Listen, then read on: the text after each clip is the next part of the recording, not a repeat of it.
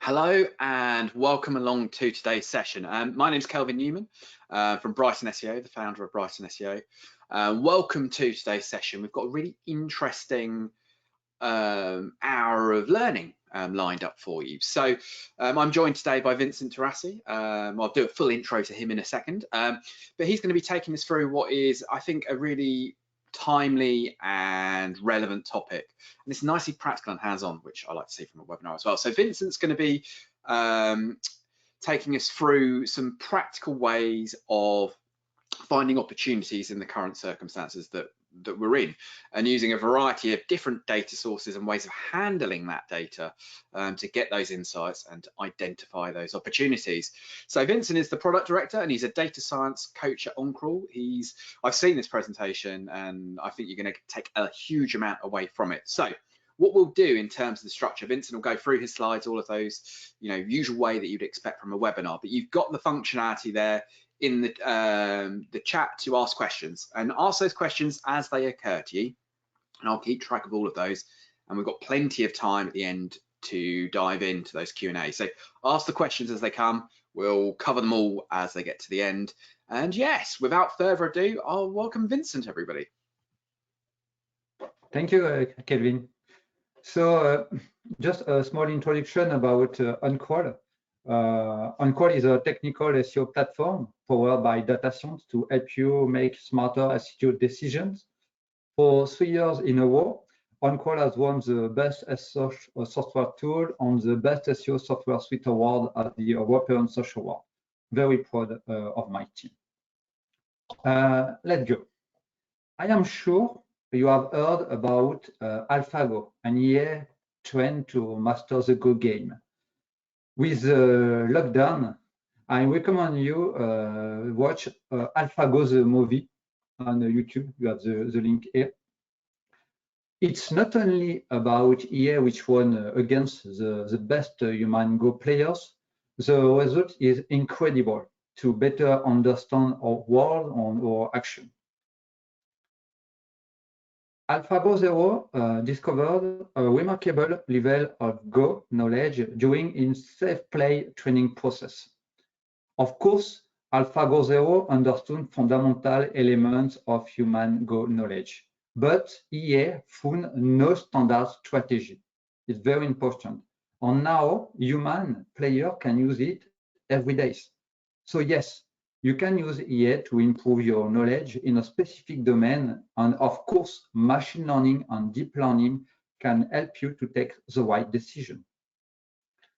I often hear that it's too expensive.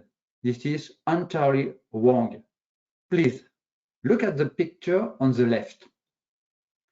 AlphaGo has become progressively more efficient, and thanks to hardware gains or more recently algorithmic advances, and it doesn't cause any problem for its skill level, which increases sharply on the right. So there are maybe 3 advantages to use EA for your job. First, the speed of execution. While one doctor can make a diagnosis in approximately 10 minutes, EA system can make 1 million in the same time. 2, less bias. They do not involve biased opinion in their decision-making process. And the 3, accuracy, of course. Preciseness of the output obviously increases with quality and quantity of data. So it is really the good solution. There are a lot of tools if you want to play with EA. The first, the Jupyter Notebook, is an open source web application that allows you to create and share documents that contain live code, equation, visualization, or narrative text if you want. You can easily execute some languages like R or Python, but just by clicking or filling the form if you want. For example, I use a Jupyter Notebook on a daily basis to test new concept or to share my work.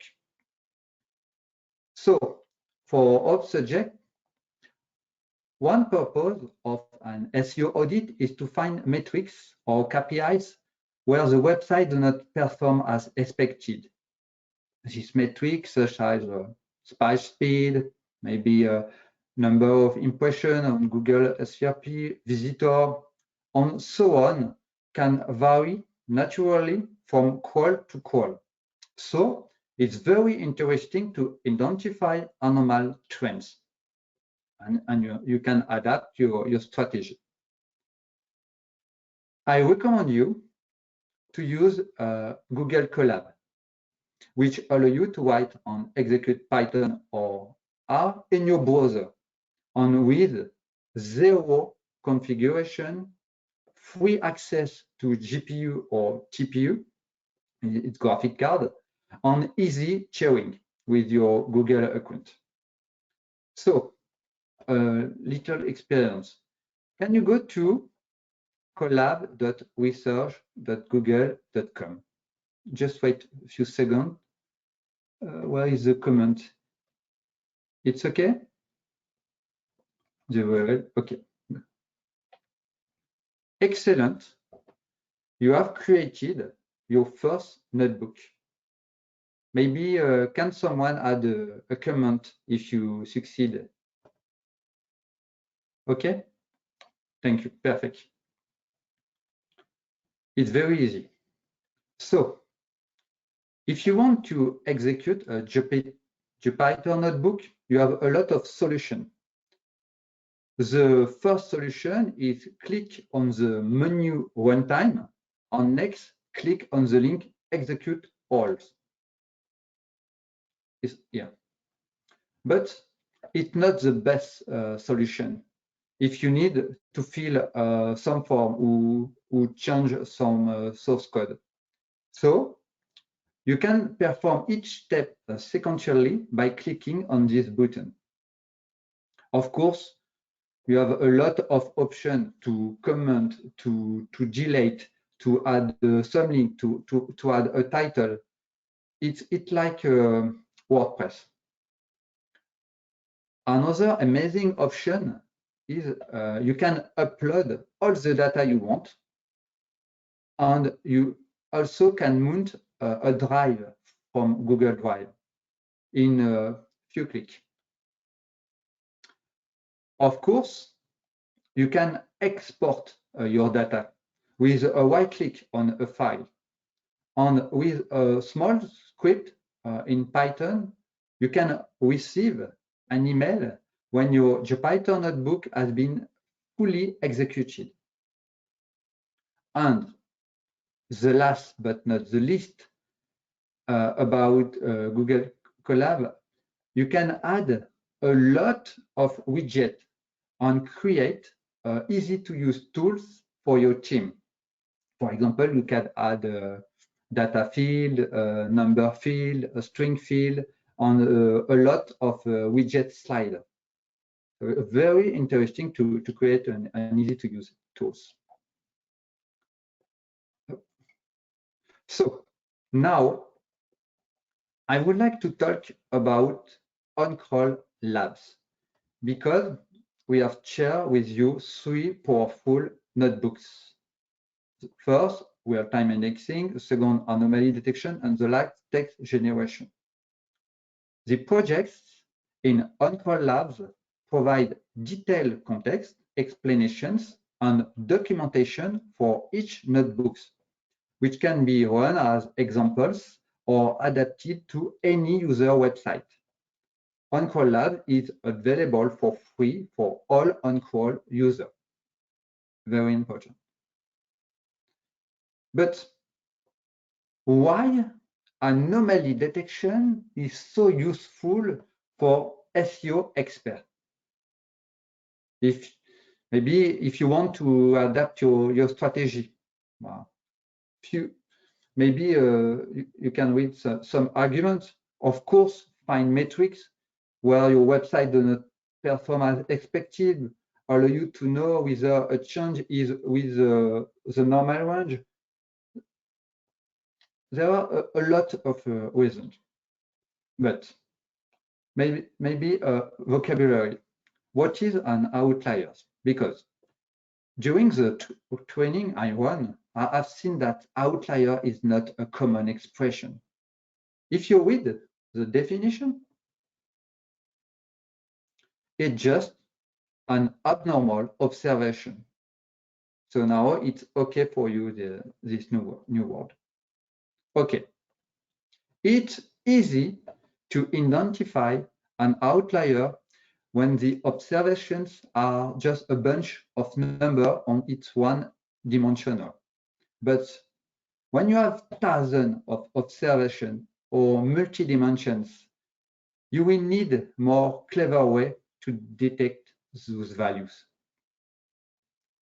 The first method, maybe the easy method, is to use a box plot, boîte à moustache in French, with R, Python, Excel, or your database tools.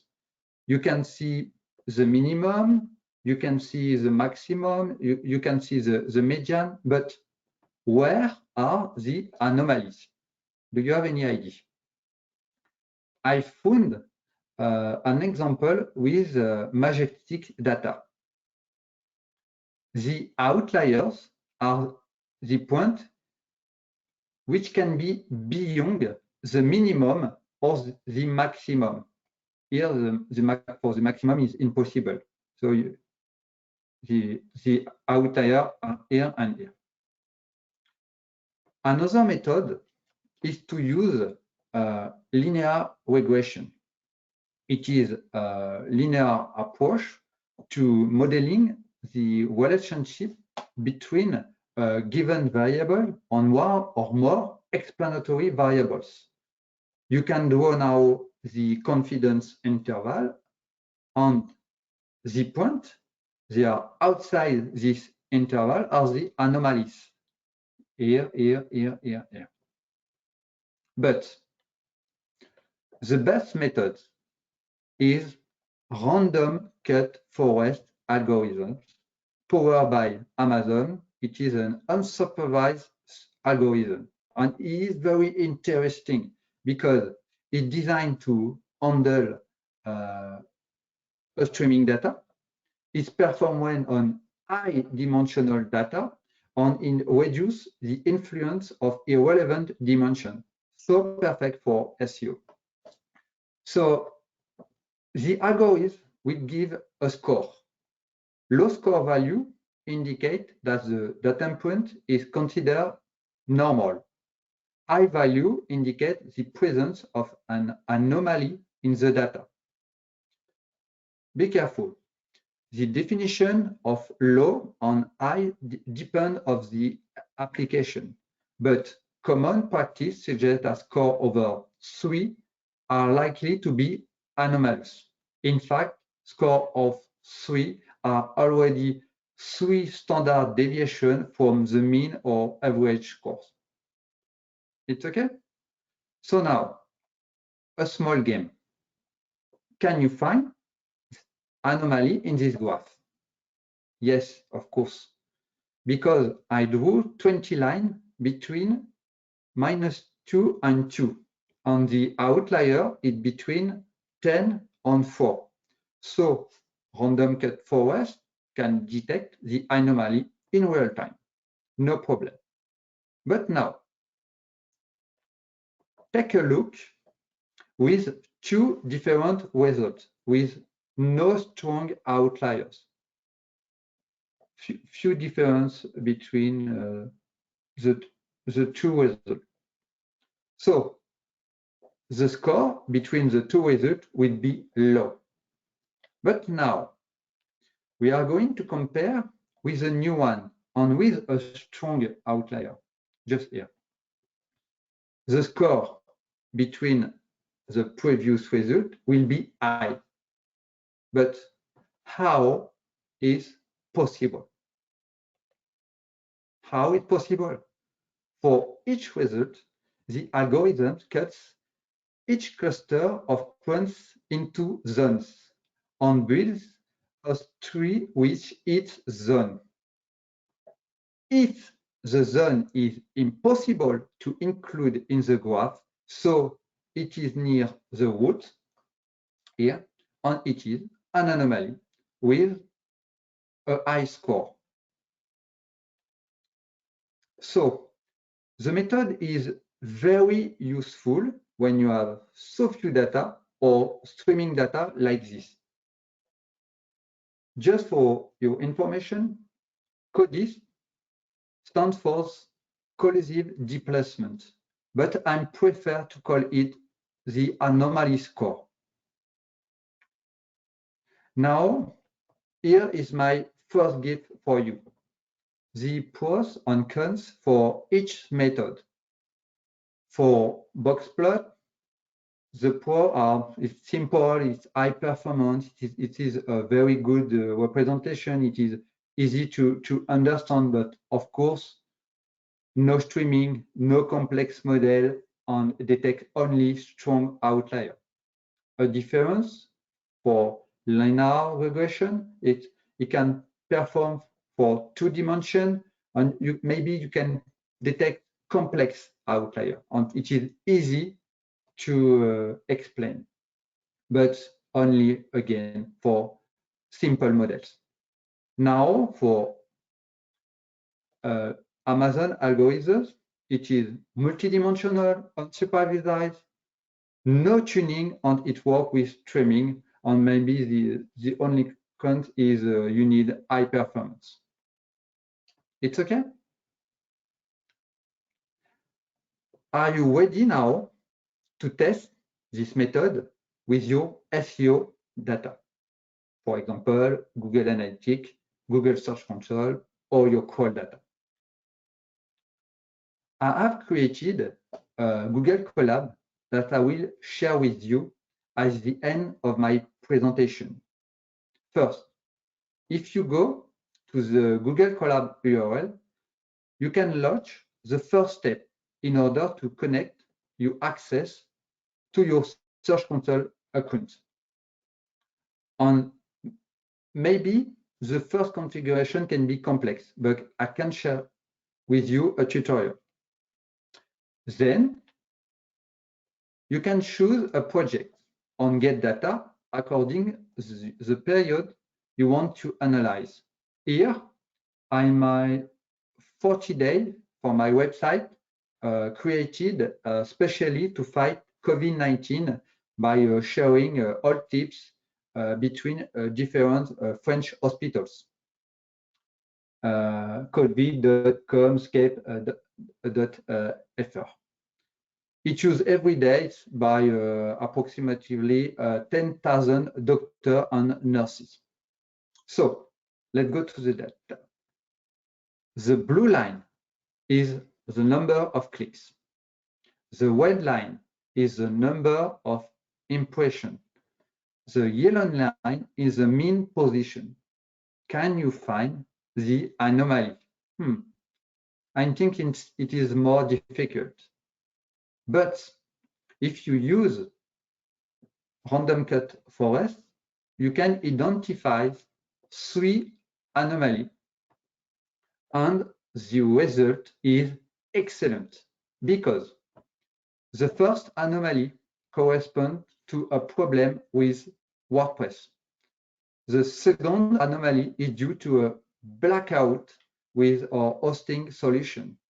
And the last anomaly is simply the return to the normal. So it is a perfect. Okay. Now, let's take a look with Google Analytics data for the only, very important, only for the SEO organic traffic. The website is very, very young. So the organic traffic represents only 5,000 visitors per day. The first step, again, is to connect to your Google Analytics account. Maybe the next step is more complex because you need to choose from among your accounts, your properties, and your view with just a select box. And when you have selected the right one, you can get your data from organic traffic by URL. So now I can choose a specific URL, and again, I detected a strong anomaly. Maybe just a little explanation about the color. So the red line is the number of page views, the blue line is the number of sessions, and the yellow line is the number of home boots. Of course, you can monitor whatever you want. And again, it is very interesting because we made to the bottom of the first search engine result pages during today around this date, 20 April. No, sorry, 9 April. But now we are the first for the query in French, fiche pratique COVID or fiche pratique coronavirus. In English, practical card COVID-19. The last example, of course, now with crawl data. And it is very important because we need to innovate. Because now I want to monitor at least 15 variables and help SEO experts to identify quickly the right reports. So let's get started. You need to have an OnCrawl API token and select your website. Next, the crawl profile used is very important because you need to compare and analyze that use the same configurations. And now, for all metrics, you can read in rank, text-to-code ratio, load time, word count, and so on. You can add a new metric if you want. We are going to compute deciles for each variable and detect changes in the proportion. Just detect changes in the proportion. And we can use deciles so easily with OnCrawl on the dashboard or the API. But if you maybe the question, what is a decile? A decile is defined as one of 10 equals groups that a large group of value of statistic is divided into. So you divide in 10 equal groups. Here, you can see that the 10% of the pages with the most impressions on the right receive more than 19% of the click for the site. So imagine now that the number of clicks change sharply for one or more deciles from one crawl to another crawl. We can alert you and give you a direct link to the dashboard. Formidable in French. That's why anomaly can appear in ranking, performance, and content. And to be most effective, you should launch this Jupyter notebook regularly. I would suggest once a week, but depending, of course, of your website, in order to save time on resources, take action immediately to avoid performance load, and avoid surprises or detect search irregularities. So now, it is the gift, it is your turn. You can test here with Google Search Console and Google Analytics using just the link, or via OnCrawl Labs with this link to detect anomaly in your crawl data. A link, of course, will be shared. Thank you for your listening, And now it's time for a question or a quick demo if you want. Fantastic. Thank you, Vincent. Already some questions there ready to go, which is always very helpful. Thanks everyone for getting started on those. But if you have any other further ones, please do feel free to drop them into the question box now. I think Emma's also been sharing some of the resources in the chat as well, if you've not seen those as well.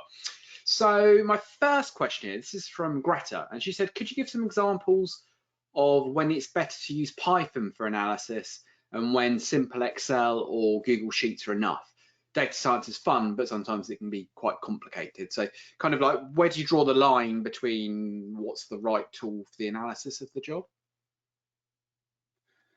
Sorry, I don't understand the question. Okay, so yeah, so there's going to be situations where you're doing a bit of analysis where, and hopefully, Greta, I'm on the right track here, where Python would be the right tool to use, and there's going to be other analysis situations where Excel or Google Sheets might be the right tool to use. Okay. Are there any kind of rules of thumb or approaches you use to try and work out which tool is the right tool to use for the analysis? Oh, there are a lot of tools to analyze your data, but of course you can use Python, but my preferred method is currently R, and I prefer use R with a tools named RStudio, because maybe RStudio is more easier for beginners. Yeah, so R's probably the easy one to pick up then, necessary from the exactly. Fantastic. So we've got another question here. This one's from Matthias. It says, what kind of small Python projects would you recommend for SEOs that are starting to learn the language and want to apply their learning? So any good like ways of using the data that's good for a beginner using Python, I think was the idea on that one. This is a very good question. You want a simple or a complex project? If you've got ideas for both, I'm sure that would be handy on those ones. Maybe start with a simple one. That's I know it would probably be useful for me personally. I love my project to detect ranking factors by using machine learning algorithms. Now there are a lot of documentation, and I think it is easy to learn how to do it. Fantastic. Where are we? Yes. Oh, so this one's from Morgan. If we need some help to run the scripts, the shared script there, would that be okay to contact you? Is that okay, Vincent, on that side of things? I'm sure it probably would be. Sorry, I read another question. Can you repeat, please? So yeah, on that one, it was you know, so if anyone has any questions with running the script afterwards, this is from Morgan. Would it be okay to contact you via email on that side of things? Okay. There are a lot of questions, but yeah, sorry, I'll try to filter those ones. So I think Daniel Rolls was up for a quick demo as well, so that's good there. What else have we got? So if there was any questions on running the script, John Ward said, this is a completely new process to me. Where's the best place to start, and what's the quickest wins in terms of analysis? So that was for John Ward there. I advise you to test maybe with two different websites. The first website is coursera.org, and the other website is datacon.com. Very, very easy to beginning with two different methods. So this is a question we've just had in. So you mentioned Julia earlier. So, do you use that in any projects on a regular basis? Have you used Julia as an approach? And any advice? Do you use any projects on a regular? Yes. It was the Julia you mentioned on there. Sorry, I'm not sure if you're coming straight through on that. I know, Vincent, you were keen to, or there's time, and a few people have mentioned the possibility of doing the demo. Is that okay to kind of have a bit of it's okay. If that's all right with people? Okay. But let's go for a demo. Maybe we can start with labs, OnCrawl lab. It's okay for my screen? Can you see my screen? Yes. Perfect. So the first step, sign in. Up. Hello. And now, if you go to the anomaly detection page, you can see the button open in Google Colab. So it is open. The first step is to connect here. So you can connect. Oh, sorry. I prefer display in English for you. Ah, perfect.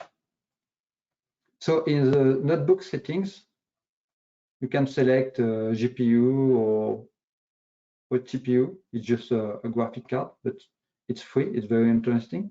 And now, of course, we explain the context.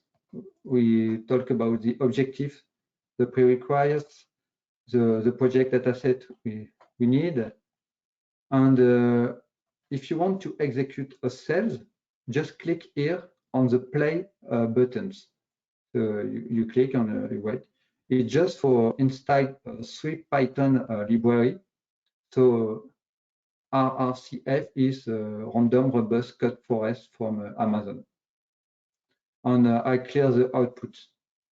Okay. Now again the small example during the presentation. So it's just to draw 20 line between -2 and 2. Click play. Okay, and the outlier is here. You click on play. On a score of 20, of course, it is a big outlier. But now, with OnCrawl data, you need OnCrawl APIs. So you can find here in your account. So connect.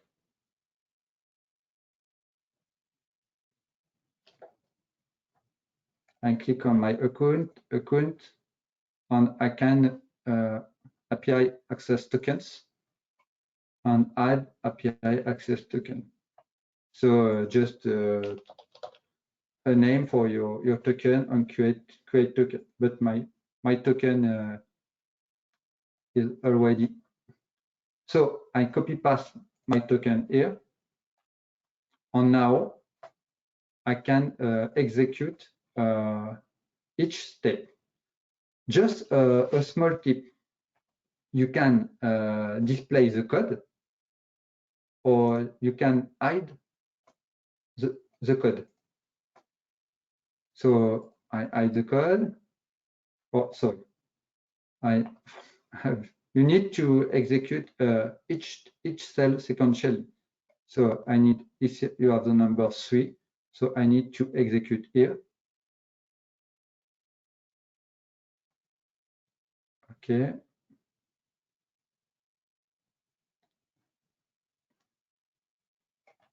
And now I can execute here. I select by my website, dataseo.com.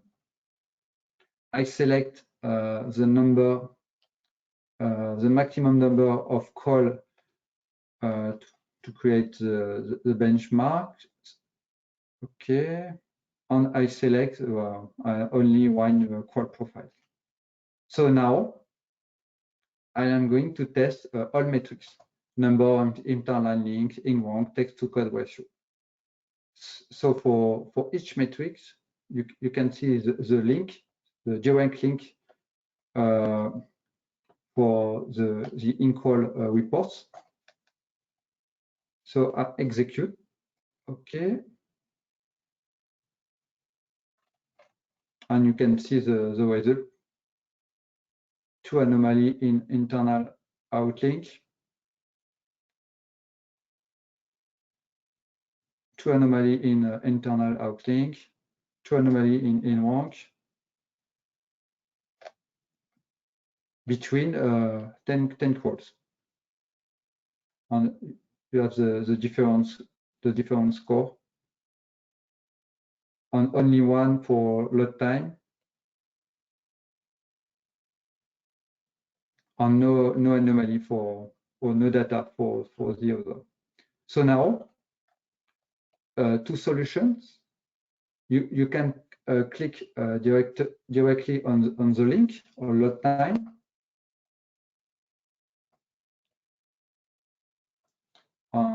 You can understand your problem directly with the crawl report directly in the section payload, or in order to maybe better explain, you can choose a matrix, for example, in rank. You choose in rank, and you can display the different decile. And effectively, the last crawl, we detect a big change in some decile, the yellow, the red line, and so on. So it is very easy to use. So yes, I think it is an easy method now for detect strong anomaly and adapt your strategy. And it is very well, you have a very good documentation. So I hope it was clear for you. It's clear for you, Kelvin? Yeah, no, that's really helpful. Yeah, and I think it's worth kind of taking the time to dive through these types of things as well. I know there was a question from someone asked initially about kind of sharing the videos, and I think the plan is we are recording it, so we'll circulate the video as well. So if you want to go through and do that there, but the documentation there looks really good as well. Let me see if there's any other particular questions that we've not specifically covered. Some hand claps there, which are good.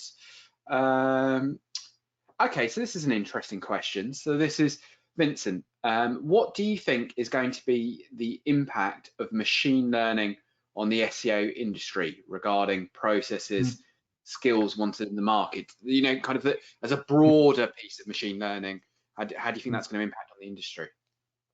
It is an excellent question, because the impact is very, very strong. I think approximately 4 years ago, there are so few data SEO projects, but now in all SEO conference, I can see amazing SEO project in 3 categories. The first category is prediction. Now we are very, very strong to detect ranking factors. The second is understanding the data. Maybe the anomaly detection is the best subject to understanding your data. And the last is surely the most used project is the classification. In classification, of course, you can use clusterization to better understand your data. Fantastic. I think there's some definite key takeaways there as well. And there's a couple of people asking about various kind of bits of resources and documentation. If you've not seen in the chat box, there's the links to the various resources there as well, but I'm sure we'll include that in the follow-up bits as well. I don't know if there's any other further questions that we've got. Oh, here we've got one here.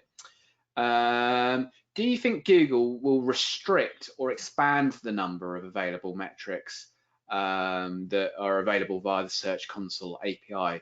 Right now, the API is very poor and we lack crucial data, for example, cookie IDs and timestamps. So do you think there'll be a general opening from Google to provide more information via APIs, or actually reducing the availability that we've got? Hi, it's very difficult to answer because it is a decision for Google teams. But I think the Search Console is better and better. So it may be just a question of time. Another good question here, which I think kind of tying together a couple of the threads. So how, any ideas, or how could we use machine learning to understand changes in search trends due to COVID-19 and predict future search trends in a post-COVID-19 world for different industries? So obviously a lot of the kind of, the seasonal behavior as normal might have changed. Any advice on ways we might want to be able to look at that? Yes, but it is another excellent question, because with Google Trends or another query tools, you can detect the spike on the top query, and you can predict the end of the COVID-19. So yes, it is a good solution to anticipate the end of the crisis. Fantastic. I think we've got another question here. Do you think that automated generated content will be hard for search engines to detect as algorithms are improving? And it's got GPT-2 there. So does that one make sense? Sorry, I'm not sure I've explained that there. But yeah, do you think automated content will be hard for search engines to detect with algorithms improving? I think currently it's very easy to use GPT-2 or BERT or Elmo models, because it is just a statistic method to detect generated content. But now I saw a new method using plug and play modeling languages, and you can easily change the statistic during the text generation. But text generation is a good solution if you want to generate small content. For example, like Hamlet Batista, you want to generate a title, description, amazing sum up, but maybe dangerous to generate a big content with GPT-2. Fantastic. I think, and one final question, I think, before we probably wrap things up here, which was, what do you think are the most important metrics or dimensions that machine learning methods can work on, so predict or detect anomalies or anything else when it comes to SEO? So any particular metrics or dimensions that you think are good to look at? The most important, only one or many? Because a couple of top ones. because you can predict what you want and explain. You are going to it's difficult to explain, but you can choose the metrics you want. It depends only of the data you have. So the more you data you have, the better the result is. But it's very complex to answer, because it depends on your problem. Maybe my favorite project is to detect all ranking factors, to detect importance variables in order to boost your SEO. But maybe it is load time, maybe it is the size of your content.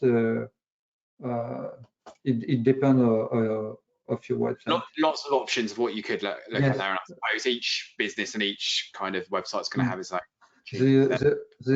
The only limitation is your imagination. That's I think a really good note to finish on there as well. I think that is the possibilities there are kind of endless, and it's about what you've got the time, resource, and ability. Exactly, Kelvin. Exactly. Well, thank you very much, Vincent. Thanks very much, everyone, for attending. Thanks for all the questions as well. It's always good when you get a nice group of people together who have got lots of questions to ask. As I said, we're going to be circulating recordings and resources associated with this. So if you joined us a little bit late, or if people had to duck out, we'll make sure that we share those with you. But yeah, thanks very much. It was a very interesting session. Thank you very much too, Kelvin. And yeah, we will no doubt see you in various ways, shapes, forms, virtually and in person in the coming months and years. But yeah, thanks everybody for attending, and we will see you soon. Yes, of course. See you soon. Bye bye.